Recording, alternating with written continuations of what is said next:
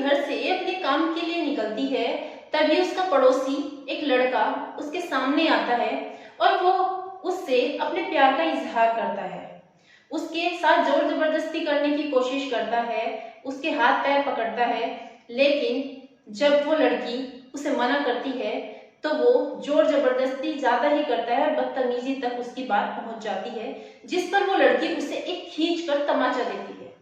जब वो लड़की उसे खींचकर तमाचा मारती है तो वो तुरंत ही अपने घर पहुंचती है और घर पहुंचने के बाद अपनी माँ से कहती है कि जो पड़ोस में रहने वाला लड़का है उसने मेरे साथ में बदतमीजी की है। माँ उसे चुप कराती है, लेकिन उसकी चुप्पी अगली बार उसके साथ में एक बड़ा कांड कर जाती है जो किसी ने सोचा नहीं होगा।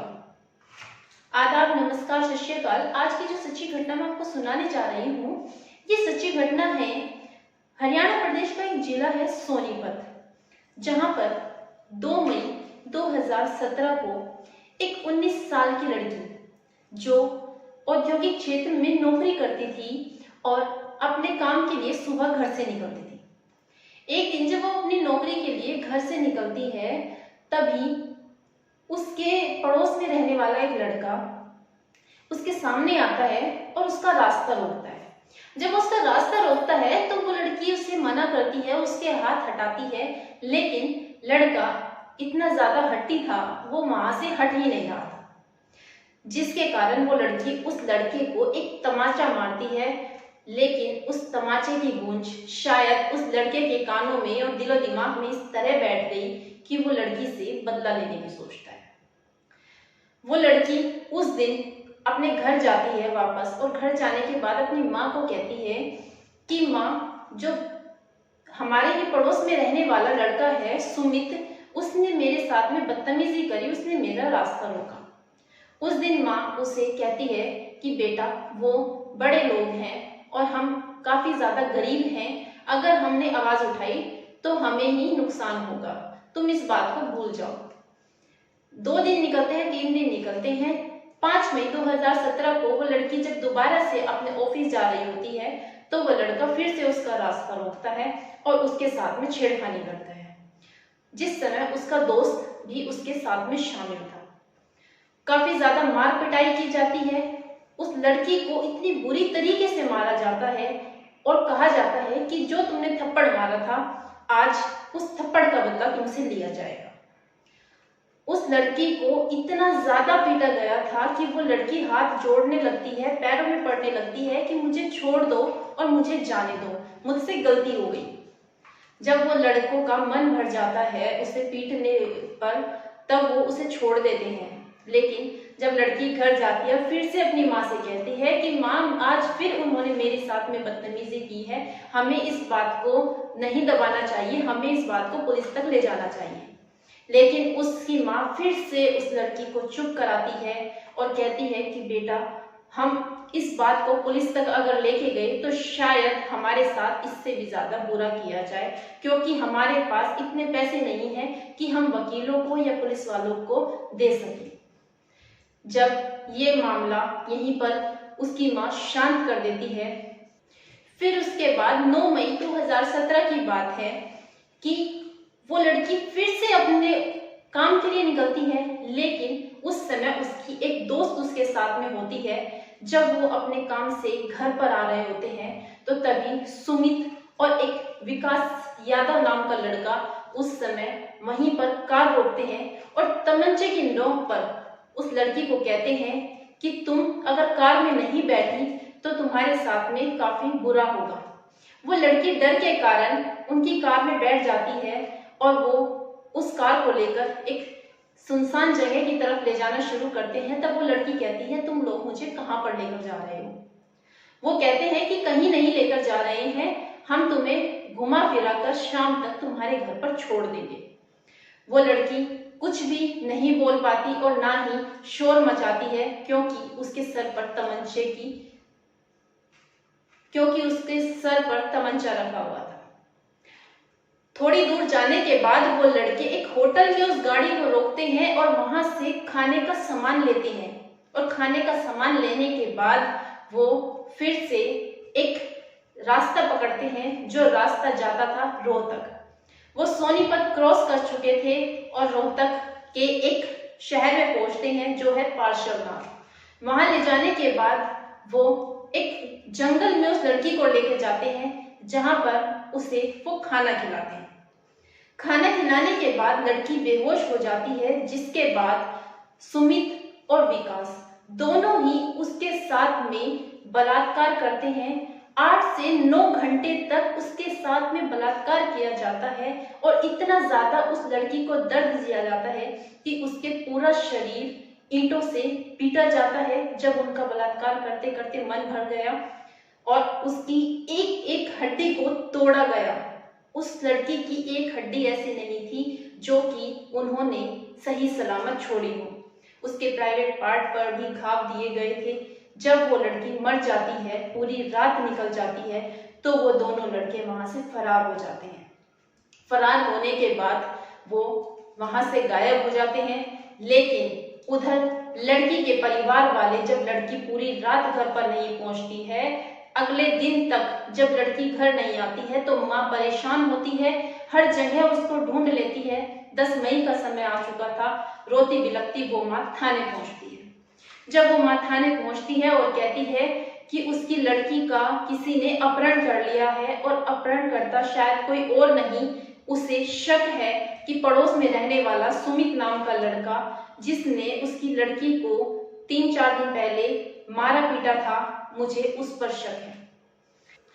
सिटी थाना के पुलिस ऑफिसर उस माँ की बात को सुनते हैं और रिपोर्ट दर्ज करते हैं। रिपोर्ट दर्ज करने के बाद वो सुमित को हिरासत में लेते हैं, उससे पूछताछ करते हैं। पूछताछ में सुमित पहले तो आनाकानी करता है, उसे बताने से मुकरता है और कहता है कि मैंने उस लड़की के साथ कुछ भी नहीं किया, ना मैंने उससे लड़ाई की है, ना मैंने उसे मारा। हर बात से वो इनकार कर रहा था, लेकिन माँ वहीं खड़ी थी और वो कहती है कि इसने मेरी बेटी के साथ में मारपीट की थी, हम गरीब थे, इस वजह से हमने थाने में तहरीर नहीं दी। पुलिस वाले जब सख्ती दिखाते हैं तो सख्ती दिखाने पर पुलिस की जब सख्ती पड़ती है, जब उसके ऊपर डांट पड़ती है, तो सुमित आखिर में आकर टूट जाता है और टूटने पर वो एक ऐसा सच बताता है जिसे सुनकर शायद पुलिस की भी रूह कांप जाए। उधर दूसरी तरफ जो माँ ने रिपोर्ट दर्ज कराई थी, उस समय एक इंसान ने पुलिस के पास में फोन किया और बताया कि रोहतक के पार्श्व सिटी में एक लड़की की लाश पड़ी हुई है, जिसकी हालत काफी ज्यादा बुरी हो चुकी है। उसके जो शव था उसको शत विसर्जित किया गया है। पुलिस उस जगह पर पहुंचती है, वहां से उस शव को उठाती है, उसका पंचनामा भर उसे पोस्टमार्टम के लिए भेजा जाता है, जहां पर डॉक्टर भी पुलिस को ऐसी बात बताते हैं कि इस लड़की के साथ में बद से बदतर सलूक किया गया है। दिल्ली में जो निर्भया कांड हुआ था, शायद उसी के जैसा ही ये कांड किया गया है। इस लड़की की कोई हड्डी ऐसी नहीं है जो कि सही सलामत हो। इसके शरीर से खून निकल रहा है, इसके पूरे शरीर पर चोटें पहुंचाई गई है। जब पुलिस ये बात सुनती है तो पुलिस भी हैरान होती है और सुमित से हर बात की पूछताछ की जाती है। सुमित बताता है कि 2 मई को मैंने इस लड़की से अपने प्यार का इजहार किया था, लेकिन इसने मेरी बात नहीं सुनी।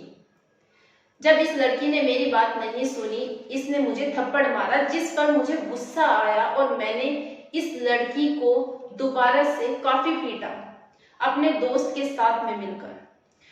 लेकिन उसके बाद भी मेरे अंदर गुस्सा था, कहीं ना कहीं मैं इससे बदला लेना चाहता था और मैं इसे मारना चाहता था।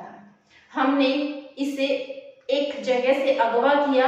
अगवा करने के बाद हम इसे जंगल ले गए, खाने में नशे का पदार्थ मिलाया, जिससे बेहोश हुई और पूरी रात इसके साथ में बलात्कार किया और इसे काफी चोटें पहुंचाई। जब भी इसके शरीर से खून निकलता और ये चीखती चिल्लाती तो हमें उस बात से खुशी मिलती थी, लेकिन नशे की हम हालत में थे, हमें पता नहीं चला कि ये कब मर गई, जिसकी वजह से हम वहां से फरार हो गए। पुलिस ने जब ये बात सुनी तो ये मुकदमा कोर्ट तक पहुंचा, लेकिन कोर्ट में पहुंचने के बाद भी उस माँ को इंसाफ नहीं मिल रहा था। 5 साल 5 महीने बीत चुके थे इसको 5 साल 5 महीने बीत चुके थे इस माँ को कोर्ट में धक्के खाते हुए। जब भी कोर्ट में सुनवाई होती, ये माँ वहां पर पहुंचती और एक तख्ती लेकर खड़ी होती थी कि मेरी बेटी को इंसाफ चाहिए।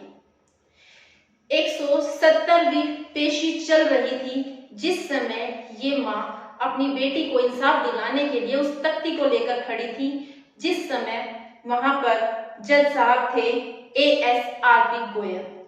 उन्होंने इस माँ की जब वो तख्ती देखी तो उस समय उनकी आंखों से भी आंसू बह निकले और उन्होंने एक ऐसा फैसला सुनाया जिसे सुनकर पूरा हरियाणा रोया था। इस लड़की के लिए हरियाणा का कोई ऐसा शख्स नहीं बचा था जिसने आवाज ना उठाई हो।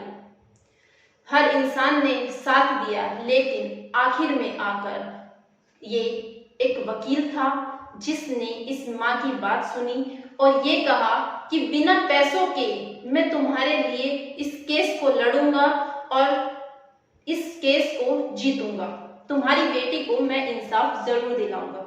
उस वकील का इस केस में बहुत ही अच्छा रोल रहा है। 5 अदालतें इसमें बदली गई हैं और 44 गवाह पेश किए गए हैं, जिसके बाद जज साहब ने जो फैसला सुनाया था वो फैसला बहुत ही अच्छा था। उसमें कहा गया था कि जो सुमित है और विकास यादव दोनों को फांसी के फंदे पर लटकाया जाए और तब तक लटकाया जाए जब तक इनके प्राण न निकल जाए। जिस समय जज साहब ने ये फैसला सुनाया उस समय उस माँ की आंखें नम थी और वो उस समय फूट फूट कर रोने लगी। उस माँ को आखिरकार 2022 में जाकर ये इंसाफ मिल ही गया। दोस्तों, अगर ये लड़की पहले ही पुलिस के पास जाती तो शायद इस लड़की के साथ में ऐसा कुछ नहीं होता और शायद ये अभी हमारे बीच में जिंदा होती। दोस्तों, इस पूरे घटनाक्रम को सुनाने का उद्देश्य आपको परेशान करना नहीं था, आपको दुखी करना नहीं था, बल्कि आपको जागरूक करना था, आपको सचेत करना था। जय हिंद, जय भारत।